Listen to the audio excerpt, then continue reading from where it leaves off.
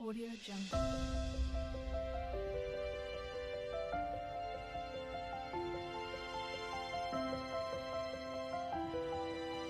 Audio Jungle. Om Shanti.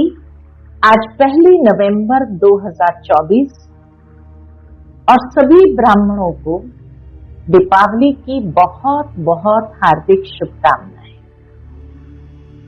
दीपोत्सव का यह त्योहार हम सभी ब्रह्मा वत्सों के लिए विशेष होता है, क्योंकि इन्हीं दीपावली के दिनों में ब्रह्मा बाबा ने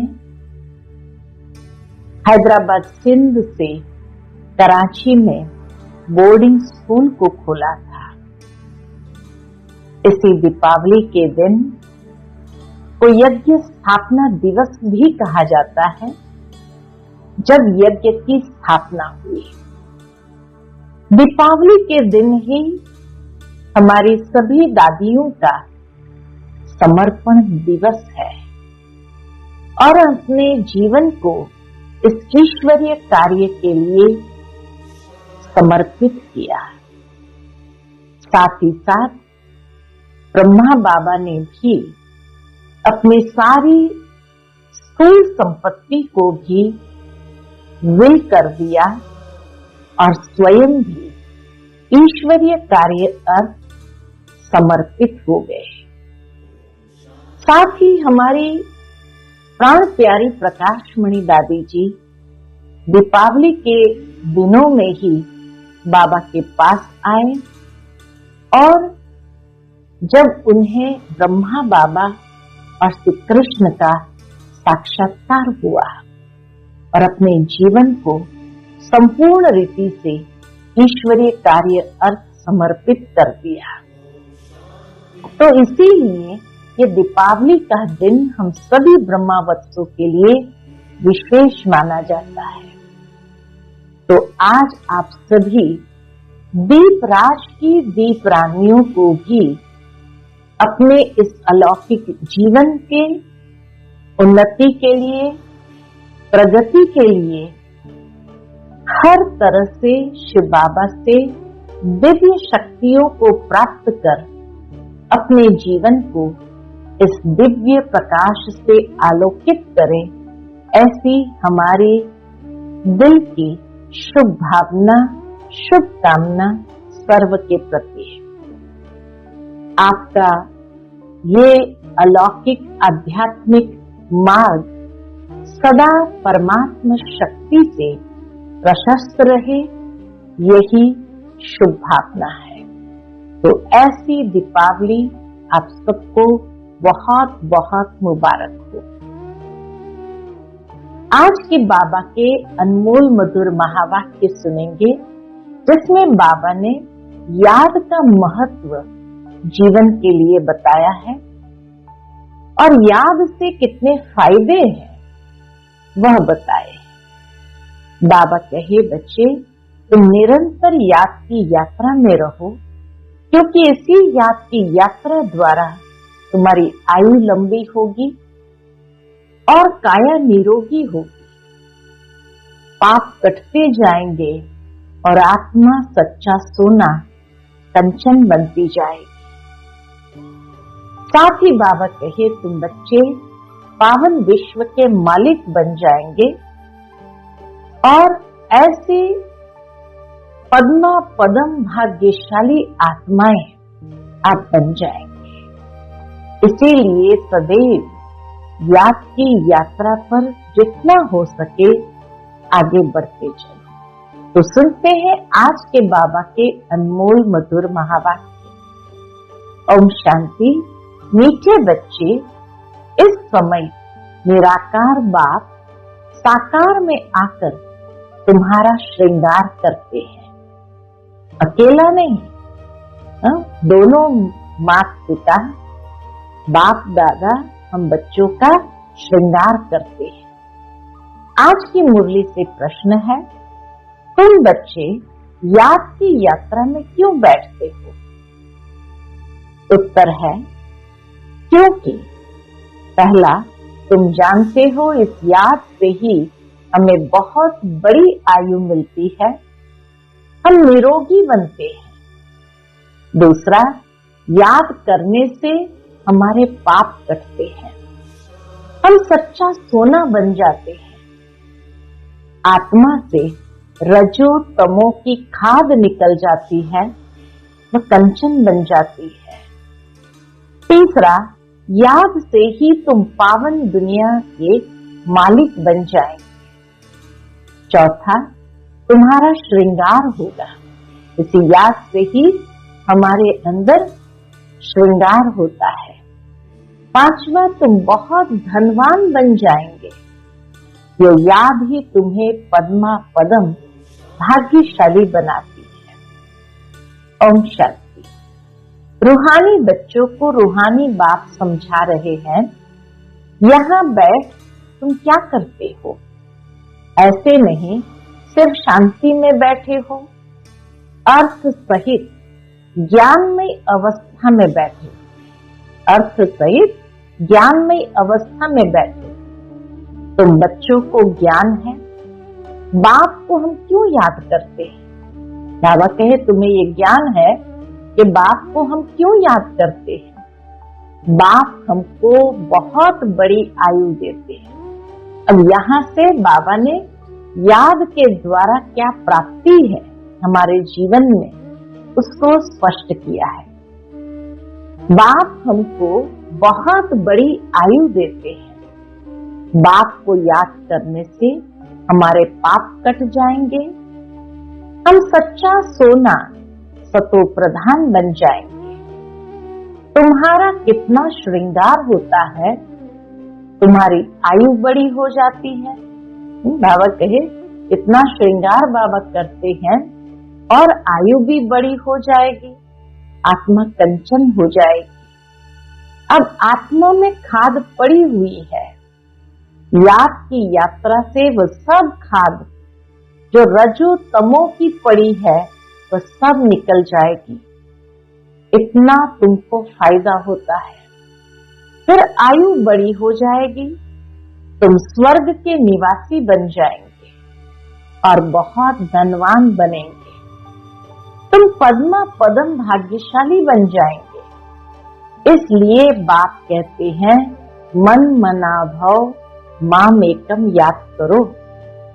कोई देहधारी के लिए नहीं कहते हैं, बाप को तो शरीर है नहीं, तुम्हारी आत्मा भी निराकार थी, फिर पुनर्जन्म में आते आते पारस बुद्धि से क्या बन गए? पत्थर बुद्धि बन गई है। अब फिर कंचन बनना है। अभी तुम पवित्र बन रहे हो, पानी के स्नान तो जन्म जन्मांतर किए, समझा हम इससे पावन बनेंगे। लोगों ने समझा पानी में स्नान करने से हम पावन बनेंगे, परंतु पावन बनने बदले और ही पतित बन नुकसान में पड़े हो, क्योंकि यह है ही झूठी माया। झूठ बोलने के संस्कार है सबके। बाबा कहे इस समय कलयुग के अंदर सबके संस्कार झूठ बोलने के हैं। बाप कहते हैं मैं तुमको पावन बनाकर जाता हूँ, फिर तुमको पतित कौन बनाता है? अभी तुम फील करते हो ना, कितना गंगा स्नान करते आए परंतु पावन तो बने नहीं। पावन बनकर तो पावन दुनिया में जाना पड़े। शांति धाम और सुख धाम है पावन धाम। यह तो है ही रावण की दुनिया, इसको दुख धाम कहा जाता है। ये तो सहज समझने की बात है ना, इसमें कोई मुश्किलात ही नहीं, न किसको सुनाने में मुश्किलात है। जब कोई मिले तो सिर्फ यह बोलो, क्या बोलना है? अपने को आत्मा समझ बेहद के बाप को याद करो। आत्माओं का बाप है परमपिता परमात्मा शिव। हरेक के शरीर का तो अलग अलग बाप होता है, आत्माओं का तो एक ही बाप है। कितना अच्छी रीति समझाते हैं और हिंदी में ही समझाते हैं ताकि हर कोई समझ सके। हिंदी भाषा ही मुख्य है। तुम पद्मा पदम भाग्यशाली इन देवी देवताओं को कहेंगे ना, ये कितने भाग्यशाली है। ये किसको भी पता नहीं है कि यह स्वर्ग के मालिक कैसे बने। अभी तुमको बात सुना रहे हैं। इस सहज योग द्वारा इस पुरुषोत्तम संगम पर ही ये बनते हैं। अभी है पुरानी दुनिया और नई दुनिया का संगम। फिर तुम नई दुनिया के मालिक बन जाएंगे। अब बाप सिर्फ कहते हैं 2 अक्षर। कौन से 2 अक्षर? अर्थ सहित याद करो। मन मना भाव का 2 अक्षर कहते हैं, जिसको बाबा कहे अर्थ सहित याद करो। गीता में है मन मना भाव। अक्षर तो पढ़ते हैं परंतु अर्थ बिल्कुल नहीं जानते। बाप कहते हैं मुझे याद करो, क्योंकि मैं ही पतित पावन हूँ और कोई ऐसे कह न सके। बाप ही कहते हैं मुझे याद करने से तुम पावन दुनिया में चले जाएंगे। पहले पहले तुम सतो प्रधान थे, फिर पुनर्जन्म लेते लेते तमो प्रधान बने हो। अब 84 जन्म बाद फिर तुम नई दुनिया में देवता बनते हो। रचयिता और रचना दोनों को तुम जान गए हो, तो अभी तुम आस्तिक बन गए हो। आगे जन्म जन्मांतर तुम नास्तिक थे। यह बात जो बाप सुनाते हैं और कोई जानते ही नहीं। कहां भी जाओ कोई भी तुमको ये बातें नहीं सुनाएंगे। अभी दोनों ही बाप तुम्हारा श्रृंगार कर रहे हैं। पहले तो बाप अकेला था। बाबा कहे निराकार बाबा अकेला था, शरीर बिगर था, ऊपर बैठ तुम्हारा श्रृंगार कर न सके। अकेले में तो शिव बाबा श्रृंगार कर न सके। कहते हैं ना बत 12 मानो 1 और 2 मिलकर के 12 हो जाते हैं। बाकी प्रेरणा व शक्ति आदि की बात नहीं। शिव बाबा कोई प्रेरणा व शक्ति से कार्य नहीं करते। ऊपर से प्रेरणा द्वारा मिल न सके। निराकार जब साकार शरीर का आधार लेते हैं तब तुम्हारा श्रृंगार करते हैं। समझते भी है। बाबा हमको सुखधाम में ले जाते हैं। ड्रामा के प्लान अनुसार बाबा बंधायमान है। ये बाबा का जैसे कमिटमेंट है कि बाबा आएंगे और ड्रामा प्लान अनुसार सबको पतित से पावन बना करके सुखधाम का मालिक बनाते हैं। उनको ड्यूटी मिली हुई है। बाबा बंधायमान है, उनको ड्यूटी मिली हुई है। हर 5000 वर्ष बाद आते हैं तुम बच्चों के लिए। इस योग बल से तुम कितने कंचन बनते हो। आत्मा और काया दोनों कंचन बनती है, फिर छीछी बनते हैं। अभी तुम साक्षात्कार करते हो। इस पुरुषार्थ से हम ऐसा श्रृंगारा हुआ बनेंगे। वहां क्रिमिनल आई होती नहीं, तो भी अंग सब ढके हुए होते हैं। बहुत गहरी बात यहाँ बाबा सुनाते हैं कि सतयुग में तो सब सिविलाइज्ड है, कोई क्रिमिनल आई वाले नहीं। फिर भी देवताओं के अंग सब ढके हुए हैं। यहाँ तो देखो छीछी बातें रावण राज्य में सीखते हैं। इन लक्ष्मी नारायण को देखो, ड्रेस आदि कितनी अच्छी है, रॉयल है। यहाँ सब है देह अभिमानी, इसलिए देह का प्रदर्शन करते रहते हैं। उन्हों को देह अभिमानी नहीं कहेंगे। देवताओं को कभी देह अभिमानी नहीं कहेंगे। उन्हों की नेचुरल ब्यूटी है। बाप तुमको ऐसा नेचुरल ब्यूटीफुल बनाते हैं। आजकल तो सच्चा जेवर कोई पहन भी नहीं सकता है। कोई पहने तो उनको ही लूट जाए। वहां तो ऐसी कोई बात ही नहीं। एक एक देवी देवताओं को देखो कितना श्रृंगारे हुए स्थिति में है। ऐसा बाप तुमको मिला है, इन बिगर तो तुम बन न सको। बहुत कहते हैं हम तो डायरेक्ट शिव बाबा से लेते हैं, परंतु वो देंगे ही कैसे? बाबा खुद पूछते हैं, शिव बाबा देंगे ही कैसे? बल कोशिश करके देखो, डायरेक्ट मांगो, देखो मिलता है। ऐसे बहुत कहते हैं। हम तो शिव बाबा से वर्षा लेंगे, ब्रह्मा से पूछने की भी क्या दरकार है। शिव बाबा प्रेरणा से कुछ दे देंगे। अच्छे अच्छे पुराने बच्चे, उनको भी माया ऐसे चक पहन लेती है। चक पहन लेती माना काट लेती है। एक को मानते हैं, परंतु एक क्या करेंगे? बाप कहते हैं, मैं एक कैसे आऊं? मुख बिगर बात कैसे कर सकूं? मुख का तो गायन है ना। गौमुख से अमृत लेने के लिए कितना धक्का खाते हैं, फिर श्रीनाथ द्वारे पर जाकर दर्शन करते हैं, परंतु उनका दर्शन करने से क्या होगा? उसको कहा जाता है भूत पूजा। प्रकृति की पूजा, भूत पूजा। उनमें आत्मा तो है नहीं। स्टैच्यूज है, देवी देवताओं के सब मूर्तियां हैं, तो उसमें आत्मा तो है नहीं। बाकी 5 तत्वों का पुतला बना हुआ है, तो गोया माया को याद करना हो गया। 5 तत्व प्रकृति है ना, उनको याद करने से क्या होगा? प्रकृति का आधार तो सबको है, परंतु वहां है सतो प्रधान प्रकृति, यहाँ है तमो प्रधान प्रकृति। बाप को सतो प्रधान प्रकृति का आधार कभी नहीं लेना पड़ता, वहां आवश्यकता ही नहीं। यहाँ तो सतो प्रधान प्रकृति मिल न सके, कलयुग के अंदर तो सतो प्रधान प्रकृति मिल न सके। ये जो भी साधु संत हैं, बाप कहते इन सबका उद्धार मुझे करना पड़ता है। मैं निवृत्ति मार्ग में आता ही नहीं हूँ, यह है ही प्रवृत्ति मार्ग। सबको कहता हूँ पवित्र बनो। वहां तो नाम रूप आदि सब बदल जाता है। तो बाप समझाते हैं, देखो यह नाटक कैसा बना हुआ है। एक के फीचर्स न मिले दूसरे से। वर्ल्ड ड्रामा कैसा बना हुआ है, एक के फीचर्स न मिले दूसरे से।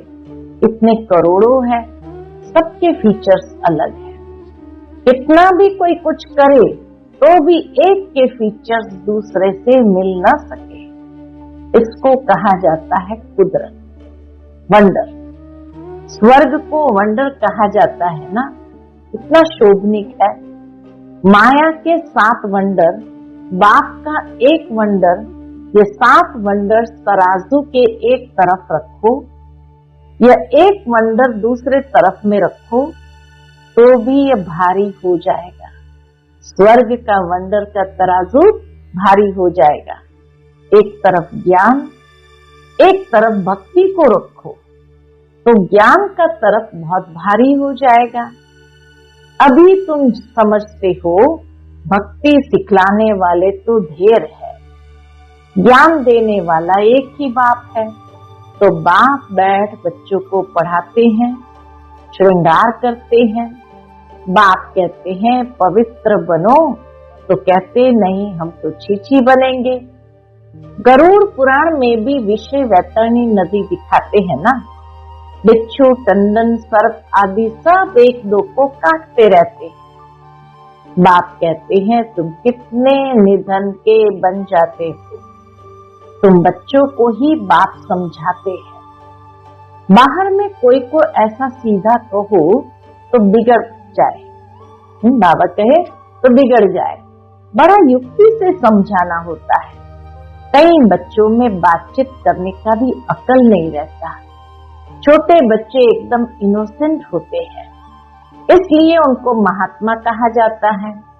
कहाँ श्री कृष्ण महात्मा, कहाँ ये सन्यासी निवृत्ति मार्ग वाले महात्मा कहलाते हैं। श्री कृष्ण जैसा पावन तो उसको महात्मा कहेंगे, बाकी निवृत्ति मार्ग वाले को महात्मा कैसे कहें?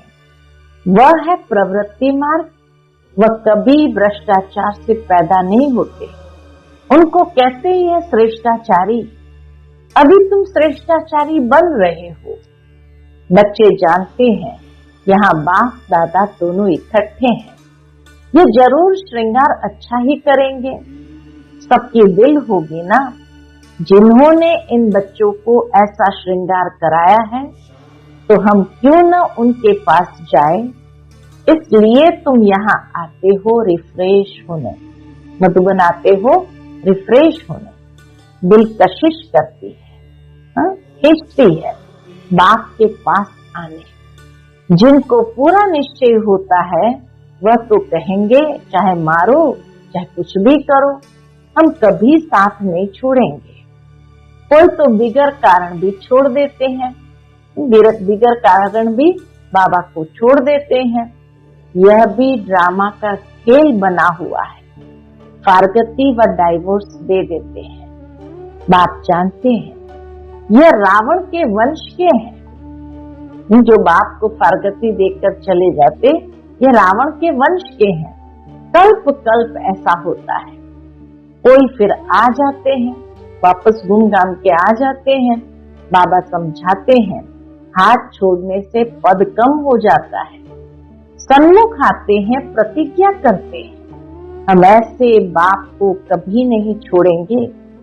परंतु क्या माया रावण भी कम नहीं है, झट अपनी तरफ खींच लेती है। फिर सन्मुख आते हैं तो उनको समझाया जाता है बाप लाठी थोड़ी लगाएंगे, बाप तो फिर भी प्यार से ही समझाएंगे। तुमको माया ग्रह खा जाता, अच्छा हुआ जो बचकर आ गए। बाबा उनको कहते अच्छा हुआ जो बचकर आ गए। घायल होंगे तो पद कम हो जाएगा।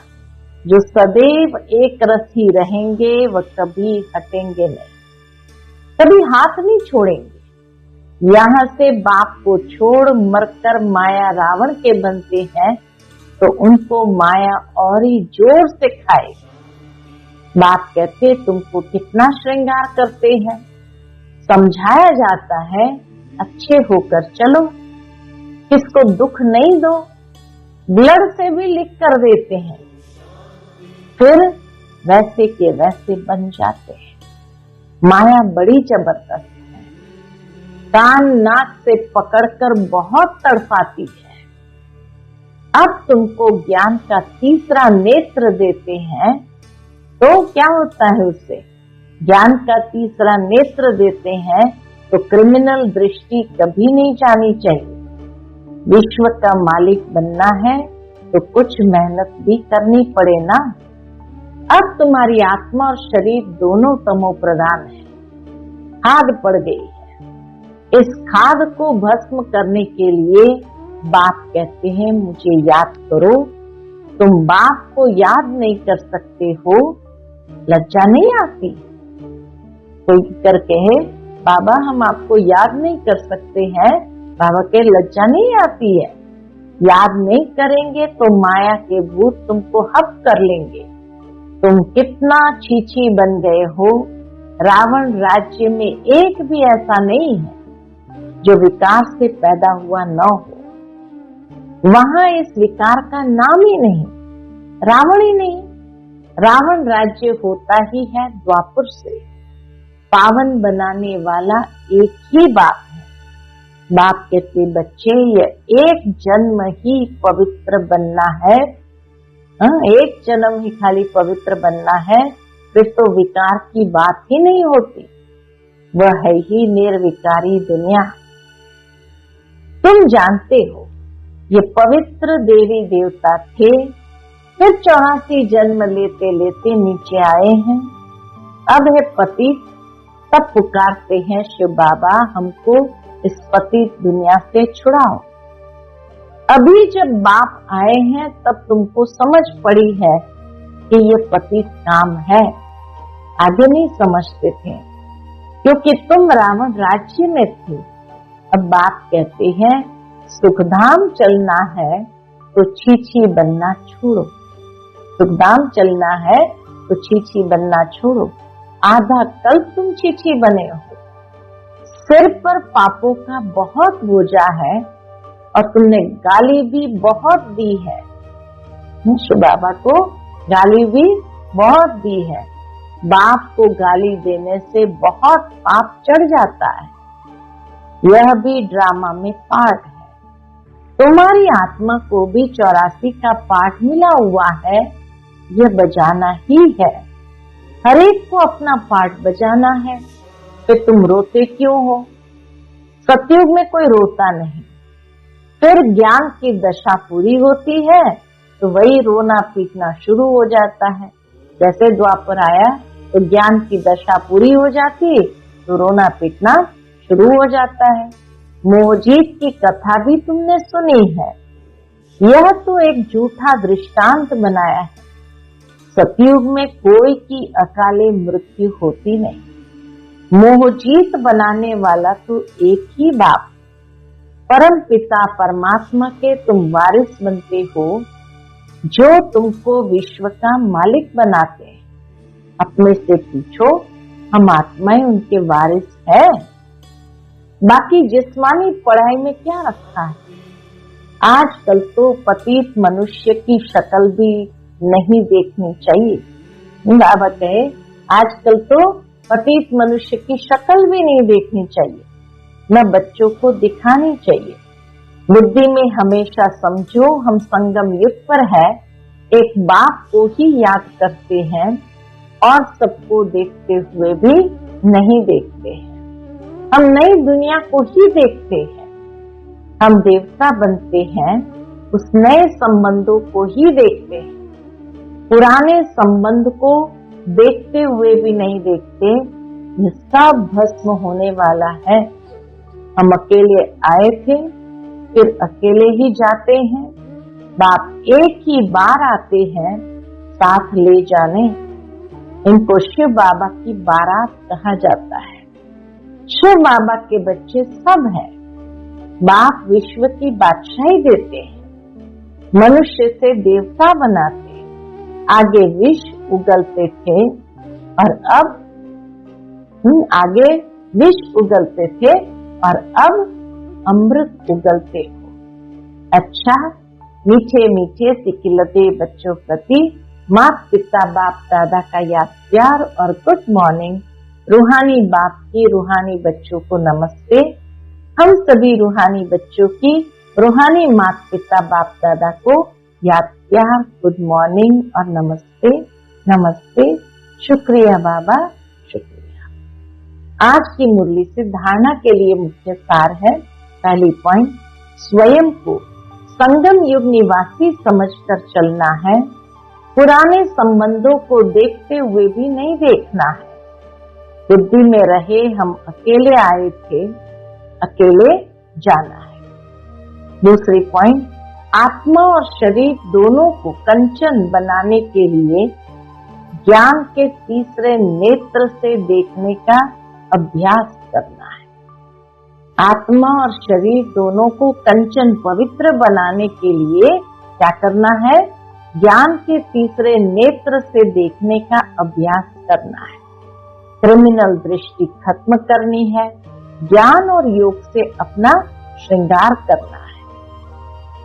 आज का बाप दादा का मधुर वरदान हम बच्चों के प्रति है, मन मना भव हो।